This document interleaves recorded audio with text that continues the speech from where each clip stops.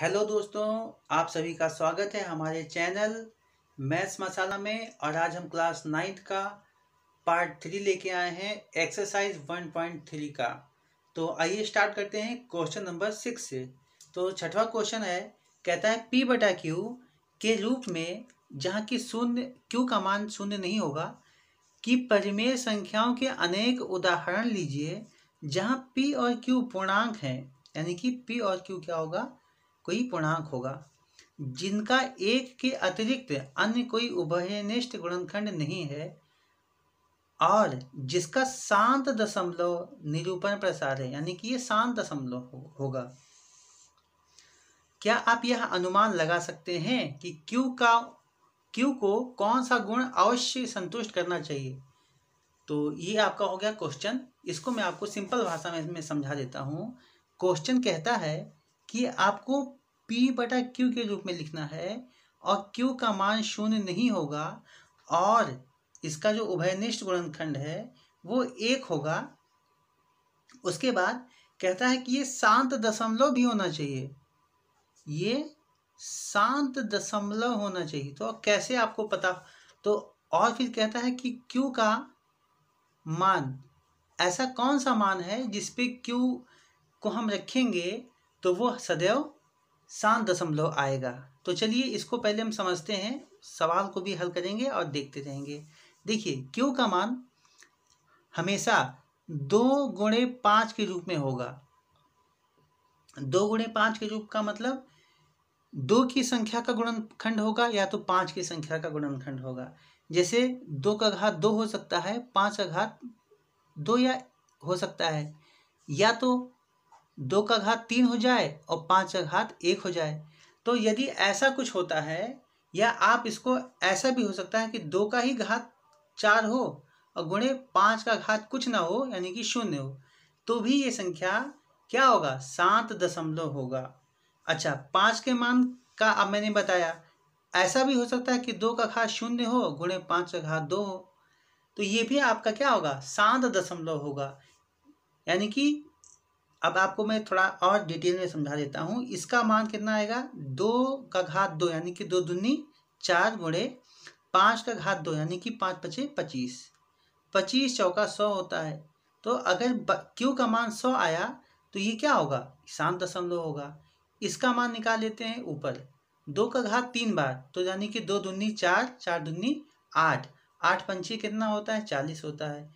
यदि बटे में 40 है तो भी आपका शांत दशमलव होगा।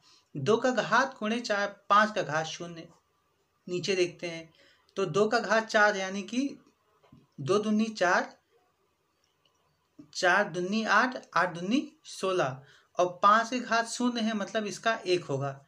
यानी कि बटे में 16 लिखा है तो भी ये आपका शांत दशमलव होगा। इसका मान देख लेते हैं, 2 का घात 0 मतलब 1 गुणे 5 का घात 2 यानी कि 25, 25 से कम 25 होता है। यदि 25 लिखा होगा तो भी आपका Q का मान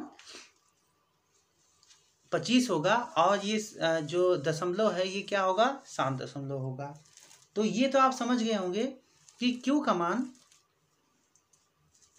अब आपको यहाँ पे आंसर लिखना है, Q का मान 2m गुणे 5n के रूप में होने पर P बटा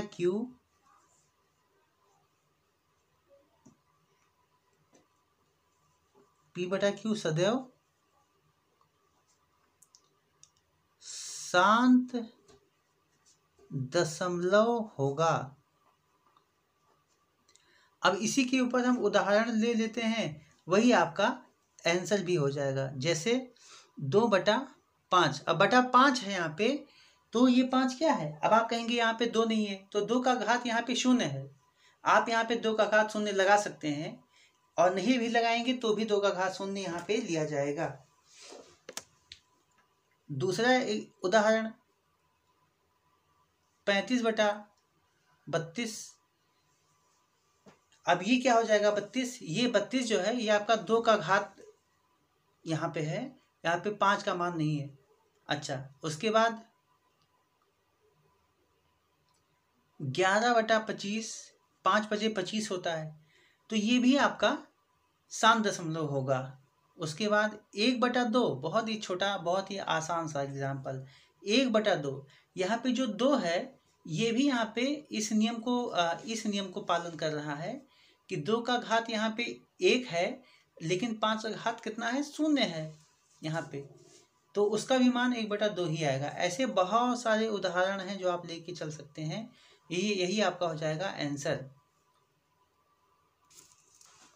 7वां क्वेश्चन कहता है ऐसी 3 संख्याएं लिखिए जिनके दशमलव प्रसार अनवसानी अनावर्ती हो। देखिए बहुत ही आसान क्वेश्चन है, लेकिन आप सवाल पहले समझ लेना कि अनवसानी अनावर्ती कहते किसको हैं। इसको मैंने 1.3 के पार्ट 1 में मैंने समझाया है, तो अगर आपने नहीं देखा है तो आप जाके देख लीजिए पार्ट 1 और पार्ट 2, और तब आप पार्ट 3 पे आना, ठीक है। और उसके साथ साथ आप हमारे वीडियो को भी लाइक करना, तो और हमारे चैनल को सब्सक्राइब कर लेना।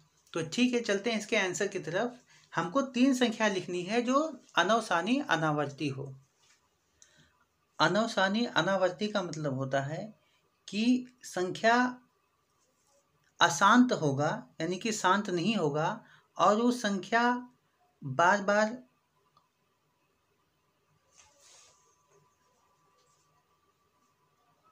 रिपीट नहीं होगा। मतलब जैसे वो संख्या कभी कटेगा नहीं, अशांत होगा, ये आप समझ गए होंगे। तो देखिए यहाँ पे A, B और C 3 कहा है तो 3 लिख देते हैं।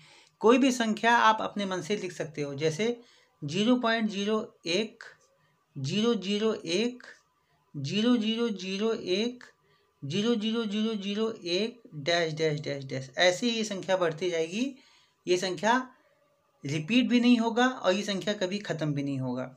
दूसरा, आप कुछ भी लिख सकते हैं, जैसे 0.410, 4102, 4103, 4104, 4105 डैश डैश डैश डैश।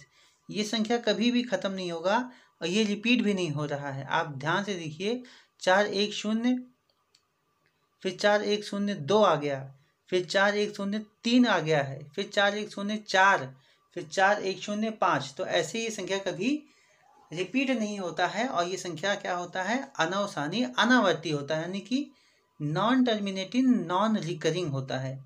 और सी का कुछ भी आप, जैसे 0.007, फिर 0.0007, फिर 0.000007, 2, 4, 6 dash dash dash dash dash, ये आपका तीनों अनवसानी अनावर्ती संख्या हो गया।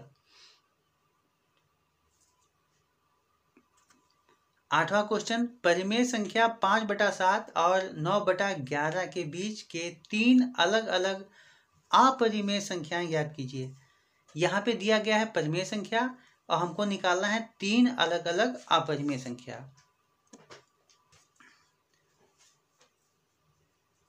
पहला परिमेय संख्या है 5/7। इसको जब हम भाग देंगे तो हमको मिलेगा 0.714285। इसको आप भाग करके देख लेना, क्योंकि यदि मैं भाग दूंगा तो फिर बहुत अधिक समय लग जाएगा और आपका टाइम भी जाएगा। इसीलिए आप खुद इसको भाग करके देखिएगा, उत्तर इतना ही आएगा। ये यहाँ पे आवर्ती संख्या है। और जब हम दूसरी परिमेय संख्या 9/11 को भाग देते हैं तो हमको मिलता है 0.8 यक के ऊपर बार, यानी कि 81 का यहाँ पे भी बार हो जाएगा, 8 1 का भी बार हो जाएगा। तो यहाँ पे दोस्तों मैं आपको एक बात बताना चाहता हूँ, आप स्टार करके आप उसको लिख लेना कि किसी भी 2 परिमेय संख्या के बीच अनगिनत अपरिमेय संख्याएं होती हैं। फिर से मैं इसको रिपीट करता हूँ, किसी भी 2 परिमेय संख्याओं के बीच अनगिनत अपरिमेय संख्याएं होती हैं। तो यहाँ पे मुझको इतना मिला और यहाँ पे मिला 81, ओह सॉरी 8 1। अब इसके बीच में आपको 3 अनवसानी अनावर्ती संख्या लिखना है। तो आप बहुत ही आसानी से अब लिख सकते हो। कैसे लिखोगे? यहाँ पे आप लिखो 3, परिमेय संख्या लिखना है, परिमेय नहीं, अपरिमेय संख्या लिखना है। तो 3 अपरिमेय संख्याएं, तो अनगिनत अपरिमेय संख्याएं होती हैं। तो अब यहाँ पे आप ये ध्यान देना कि जो भी अपरिमेय संख्या आप लिखिएगा वो इससे बड़ा हो, इससे छोटा हो। तो कैसे हो जाएगा? देखिए, तो यहाँ पे आप लिख सकते हो A, B और C। यहाँ पे आप लिख सकते हो क्योंकि 7 1 है, तो यहाँ पे आप 7 2 0 7 2 0 0 7 2 0 0 0 डैश डैश डैश। ये आपका हो गया पहला अपरिमेय संख्या। दूसरा आप क्या लिख सकते हो? दूसरा आप, क्योंकि 7 1 4 है, तो यहाँ पे आप इससे बड़ा ही लिखना, जैसे 7 5 0 7 5 0 0, फिर 7 5 0 0 0, फिर 7 5 0 0 0 0 डैश डैश डैश। ये आपका हो जाएगा। और सी में आप 0.8 है, तो आप लिख सकते हो 0. यहाँ पे सब 0 पे ही है, ध्यान दीजिएगा। तो 0.8 1 नहीं लिख सकते, क्योंकि 1 लिखेंगे तो यहाँ पे फिर वो संख्या बड़ी हो जाएगी। 0 लिखो, 8 0, फिर 8 0 0, फिर 8 0 0 0, फिर 8 0 0 0 0 डैश डैश डैश डैश। ये आपका हो जाएगा आंसर। अंतिम क्वेश्चन है, कहता है बताइए कि निम्नलिखित संख्याओं में कौन कौन संख्याएं परिमेय और कौन कौन संख्याएं अपरिमेय है। तो परिमेय अपरिमेय संख्याएं ये मैंने आपको पहले भी बताया था। तो अब यहाँ पे आपको मैं फिर थोड़ा रिपीट कर देता हूँ, थोड़ा समझा देता हूँ, तो आप समझ लीजिए, उसके बाद इस सवाल को हल कर लेंगे। तो परिमेय संख्याएं वो संख्याएं होती हैं जिसको हम P/Q के रूप में लिख सकते हैं, और अपरिमेय संख्याएं वो संख्याएं होती हैं जिसको हम P/Q के रूप में नहीं लिख सकते। तो अब पहला सवाल है √23। तो 23 हमारा पूर्ण वर्ग नहीं है, तो इसका मतलब ये हमारा हो जाएगा अपरिमेय संख्या। तो पहला आपका है अपरिमेय संख्या। दूसरा है √225। 225 जो है वो 15 का, दूसरा सवाल मैं आपको बता दे दूं, 9 का दूसरा क्वेश्चन, जो √225 है ये आपका 15 का वर्ग होता है, यानी कि 15 आपका यहाँ पे हो जाएगा। तो 15 जब हो जाएगा 15, तो ये 15 आपका क्या है? परिमेय संख्या है। ये आपका परिमेय संख्या है। तीसरा क्वेश्चन कहता है 0.3796। तो ये क्या है? परिमेय है कि अपरिमेय है? तो यहाँ पे हल करके मैं आपको समझा दूंगा। तीसरा कहता है 0.3796। तो आप इसको ऐसे भी लिख सकते हैं ना, 3796 बटा दशमलव के स्थान पे 1 आ जाएगा, और 1 2 3 4 अंक है, तो 1 2 3 4। तो ये तो हमारा P/Q के रूप में इसको हमने लिख लिया। इसका मतलब ये भी हमारा हो जाएगा परिमेय संख्या। परिमेय संख्या ये भी हो जाएगा। चौथा क्वेश्चन कहता है 7.478 बिंदु बिंदु बिंदु। तो देखिए, जो संख्या बार बार रिपीट होता है, यानी कि इसको हम ऐसे भी लिख सकते हैं 7.478 का बार। तो जब ये बार बार रिपीट होगा तो इसको हम P/Q के रूप में नहीं लिख सकते।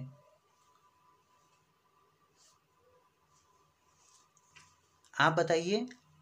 तो देखिए, अभी हमने जो बार का संख्या है, क्वेश्चन नंबर 3 और क्वेश्चन नंबर 4, 2 सवाल हमने हल किया था, और इस ऐसी संख्या को जो आवर्ती संख्या थी उसको हमने P/Q के रूप में लिखा था। आप यदि आपने हमारा पार्ट 2 नहीं देखा होगा तो आप जाके देख लेना और समझ लेना। तो ठीक है, ये क्या होगा, ये भी हमारा हो जाएगा परिमेय संख्या।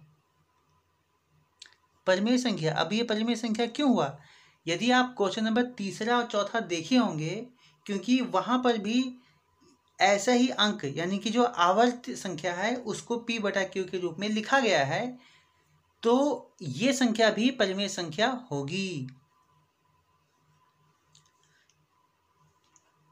चौथा हो गया। पांचवा कहता है 1.101000 फिर 1 लिख के फिर 3 जीरो, 1 लिख के फिर 4 जीरो है, फिर 1 लिख के डैश डैश डैश है। कहता है ये बताइए ये परिमेय संख्या है कि अपरिमेय संख्या है। तो देखिए यहाँ पे जब ये संख्या अगर आवर्त संख्या होती, मतलब एक ही संख्या बार बार रिपीट हो रहा होता, बार बार आवर्त कर रहा होता, तो उसको हम p बटा q के रूप में लिख सकते थे, हल करके लिख सकते थे। लेकिन इसको हम p बटा q के रूप में बिल्कुल भी नहीं लिख पाएंगे। तो ये क्या हो जाएगा, ये हमारे लिए होगा अपरिमेय संख्या, और ये हमारा हो जाएगा आंसर। तो साथियों आज के लिए बस इतना ही। कैसा लगा आपको हमारा वीडियो, हमें कमेंट करके बताएं।